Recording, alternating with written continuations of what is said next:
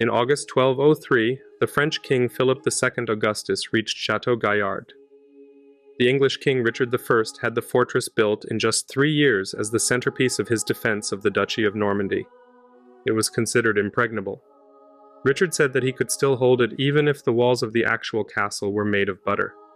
4 years later, it became clear that the crew under Roger de Lacy, who were beholden to Richard's brother King John, could not do justice to this. The civilian population in particular paid a terrible price even for the cruel brutality of the Middle Ages. Welcome back to Lemmy History. This video was not originally planned.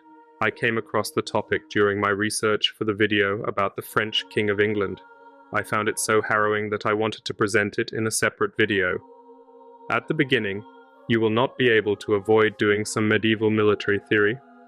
Only in this way is it understandable why it has come the way it has. We talk about the role of castles in general and the special situation in Normandy, especially with regard to Chateau Gaillard. After news of the violent death of Arthur of Brittany spread, the French king Philipp II punished his English counterpart by stripping him of the Duchy of Normandy. Unwilling to relinquish his claim, the English king resisted, sparking war between England and France. The Plantagenets defended Normandy with a network of castles built relatively close to one another along the frontier. Among them, Chateau Gaillard played a crucial role. It blocked the Seine from invading forces and secured the route to Rouen, the duchy's capital. Right next to the fortress lay the small town of Petit-Andely, home to around 1,500 residents and several scattered settlements in the surrounding countryside. There's a question I frequently hear from students, and I suspect many viewers wonder the same thing: how can a castle control its surroundings? After all, a castle is stationary, and its garrison is usually small. The forces at Chateau Gaillard consisted of just 40 knights and 120 infantry, while the French army numbered an estimated 8,000 men. Why then didn't the French king simply bypass the castle on his way to Rouen? The small garrison hardly posed a direct threat.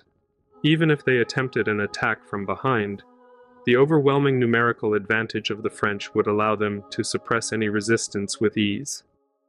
The answer lies in the castle's strategic function. A fortress provides a secure place to store weapons and supplies.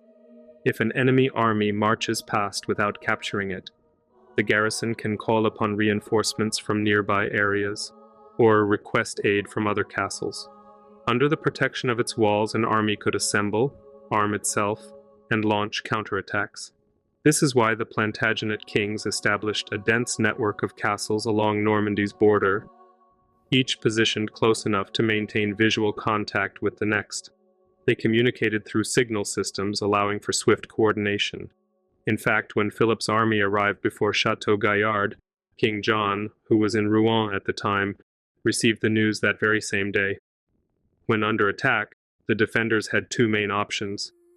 Nearby castles could gather men, equip them, and send reinforcements to the besieged stronghold. This was the plan in this case. Alternatively, they could wait to see if the enemy bypassed the fortress, in which case the castle's garrison would raise an army to strike at the invaders' rear. In simple terms, a castle was not just a defensive structure, it was a base from which an army could be mobilized. For attackers, this meant bypassing a castle came at great risk. Any fortress left standing could serve as a rallying point for an enemy force, threatening the rear of an advancing army. Large castles in particular could not be ignored. And Chateau Gaillard was one of the largest in the region. Richard I had even modeled it after Crac des Chevaliers, the formidable crusader castle he had seen during his campaigns in the Holy Land. Philip II, however, had earned a reputation during the Crusades as a castle breaker. He was known for his ability to quickly force fortresses into surrender or storm them outright. But when the French king saw Chateau Gaillard from a distance, he knew this siege would not be swift. A direct assault had no chance of success. To conquer a castle, it first had to be completely isolated, cut off from the outside world. In this case, that was particularly difficult for two key reasons. First, Richard had constructed an artificial island in the middle of the Seine, which was fortified in its own right. Normally, the island was accessible via a bridge, but the defenders destroyed it as the French army approached. This island served as an ideal rallying point for a relief force and allowed the garrison to fire upon French ships. Second, the Seine curved around the slate rock on which the castle stood. This meant a long stretch of riverbank lay within range of the castle's archers and could also serve as a secure anchorage for English ships. Most castles had two fortified enclosures, an inner bailey and an outer bailey. Chateau Gaillard, however, had three. It also featured a central bailey which housed vital supply buildings from weaponsmiths to butchers. The castle was well prepared to sustain itself over a prolonged period. Philip did not know for certain, but he had to assume that its extensive underground storage vaults were stocked with food. He was right. The garrison could provision itself for an entire year without any shortages. Determined to cut off the fortress completely, Philip ordered the construction of palisades to block access to the Seine and the surrounding area. He had deep trenches dug beyond these defenses to prevent reinforcements from reaching the castle by land. To further tighten his grip, he had a bridge built over the Seine by lashing boats together, and even had tunnels dug beneath the river toward the artificial island. With these tunnels, the French were eventually able to capture the island. Knowing that his army would remain in place through autumn and winter, Philip established a fortified camp. John, however, intended to prevent him from holding the siege for long. The English king dispatched a powerful relief force by ship, led by the legendary William Marshall. The fact that this episode is entirely absent from Marshall's contemporary biography, a work that otherwise glorifies him, suggests that it ended in disaster. Marshall believed the island was the key to resupplying the castle and breaking Philip's siege. He assumed the French had reattached it to the mainland, and, in doing so, he walked directly into the French king's trap. The English fleet successfully broke through the Seine palisade and captured the island with ease, encountering only light resistance from a handful of guards and civilians. However, as they secured their position, Philip's main force struck from behind. The French inflicted heavy losses on Marshall's men, forcing the English to retreat in disarray. From the castle, Roger de Lacy watched helplessly, realizing that no reinforcements would be coming for months. Under normal circumstances, a garrison in this situation would surrender. Typically, the besieging king would promise the commander that he could keep his lands and titles in exchange for yielding, or threaten gruesome executions if the fortress was taken by storm. But de Lacy had no lands or titles in Normandy. Everything he had he owed to King John. Surrender was not an option. He refused to give in. Philip decided to starve the castle into submission, planning to delay any assault until the spring of 1204. With this in mind, he left the siege in the hands of his local barons and turned his attention to other theaters of war. However, before long, they made what he considered an unforgivable mistake. The civilian population, around 1,500 people, had sought refuge within the castle walls, as was customary during sieges. De Lacy had recruited the able-bodied men for the defense, which was also standard practice, but the rest, women, children, the elderly, and the sick, posed a serious problem. With them inside, his supplies would not last a year as planned. They wouldn't even last a month. To conserve resources, he expelled the civilians in waves, another routine measure in medieval warfare. The first two groups, consisting of the weakest and most vulnerable, were allowed to pass through French lines without resistance. But when Philip heard of this, he flew into a rage. His goal was to starve the castle into surrender.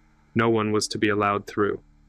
By the time the final wave of 500 to 600 people reached the French palisades, the order was clear: turn them back. Desperate, they returned to the castle, pleading for shelter, but de Lacy refused to let them in. They fell to their knees, begging for food. None was given. Trapped in the no-man's land between the castle and the besiegers, they struggled to survive. They scavenged along the Seine, digging up roots, though by now autumn had turned to winter, and even these were scarce. Occasionally, a wild animal would stray into their midst, but the French, needing to feed their own army, often intercepted and took whatever they caught. As temperatures dropped, the suffering grew worse. Chroniclers describe how the starving huddled together, pleading for materials to build shelters. Again, no help came. Disease spread among them, their weakened bodies succumbing to illness as malnutrition ravaged their immune systems. Some, in a last act of desperation, tried to swim across the Seine in search of salvation. None survived. By October, starvation was taking its toll. Soldiers on both sides, though hardened to the horrors of war, struggled to endure the screams, the pleading, the cries of dying children. And then they witnessed something even more terrible. Faced with no other option, the survivors began eating the dead. They had no firewood, nothing to cook with. They ate the flesh raw, which only led to further sickness. When Philip returned in February 1204, he was confronted with a scene of horror.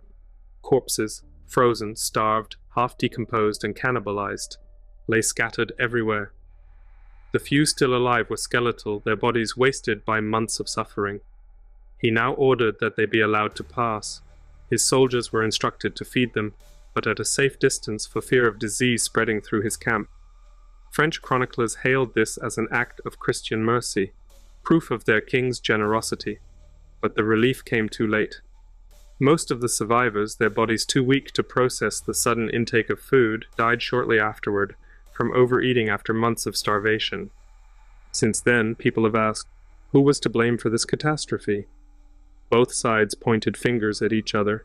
The English argued that they had no choice but to expel the civilians, though they could have let them back in. The French insisted they could not allow them to pass, as doing so would have undermined the siege. Both claimed they acted out of military necessity. But for the victims, these justifications offered no solace. These people were innocent. They had no say in who ruled Normandy.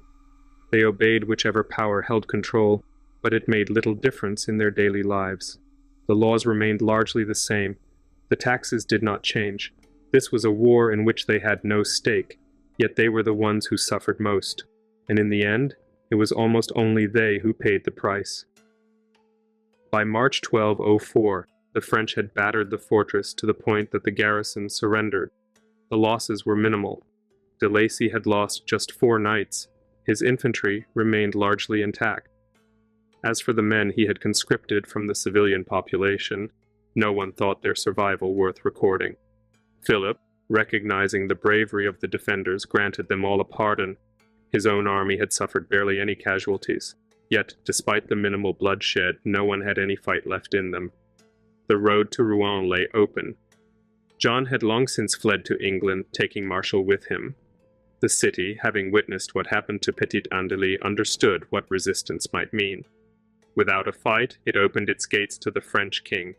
Contrary to the common image, medieval warfare was not simply about killing as brutally as possible. It had rules, norms, and ethical boundaries. That is why, when those boundaries were broken, it is all the more important to remember the victims, like the innocent people of Petit-Andely. Thanks for watching. Please like and subscribe.